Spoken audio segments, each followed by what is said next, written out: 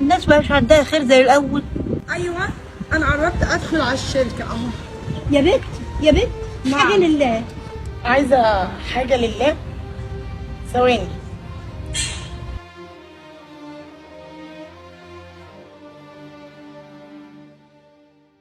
لا اله الا الله، للدرجات دي القلوب دي ما فيهاش رحمه.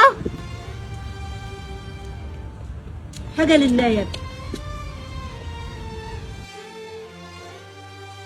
حاجة لله.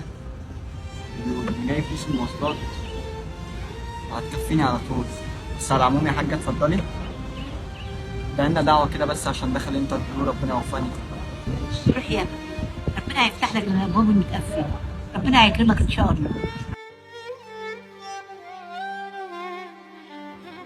بقول لك ايه يا احمد، قولي يا يما.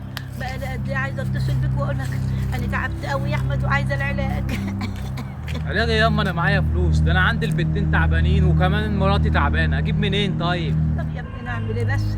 انا بقول لك ايه يا يما، المعاش ده معاش ابويا وانا بديكي منه حاجات كده، وانت عارفه ظروفي يعني عشان الاكل والشرب والحياه غاليه يعني، ما تبصليش بقى في معاش ابويا بقى. بقول لك ايه يا ابني، المعاش ده مش معاش ابوك، معاش ابوك مات. المعاش ده الحكومه منزله له اني مش باسمك انت. لو معاش ابوك انت كان نزل باسمك. لا، انا تعبت منك كل يوم هاتي هاتي، حتى المعاش مش فاهمني. لا انا بقول لك كنت تقول لي لا وانا مال ما تنزل تشتغل بدل ما انت نايم وعويل في البيت.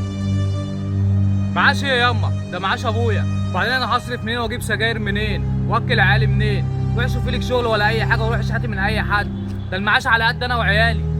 ياه، كل ده جواك وانا ما اعرفكش يا اخويا، عايشه معاك كده على خيبه. يا ابني ده المعاش ده من حقي انا، الحكومه صرفهولي انا بعد ما ابوك مات.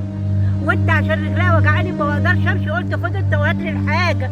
كمان تقول لي افضل مراتك وعيالك عليا؟ ليه يا ابني؟ والاخر تقول لي روح اشحتي؟ ليه يا ابني كده؟ ده ربنا بيوصي على الام، مش بيوصيك حتى هتدينا حاجه من جيبك. ده معلش ياما، انا بلاش جو الصعبانيات ده، انت صعبانه عليا وبتاع، بس انت عارفه ظروفي برضك وكده يعني. معلش. ايوه يا حبيبتي، ايوه جايلك جايلك. الميك اب، لا ده انا هجيبهولك واجي ما تقلقيش. سلام بقى ياما، انت حاتي من اي حد كده، خد اي حد فلوسك. لا حول ولا قوة إلا بالله. أقول عليك يا ابني إيه؟ أدعي عليك، حسبنا الله ونعم الوكيل فيك أنت